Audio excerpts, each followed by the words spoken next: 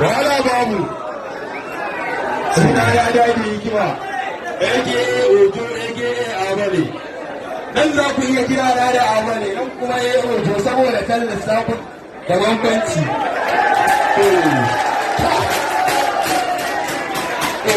ba dan mawa kun san a cikin a duniya dan mawa ya ci na ba wala babu yana ake na ba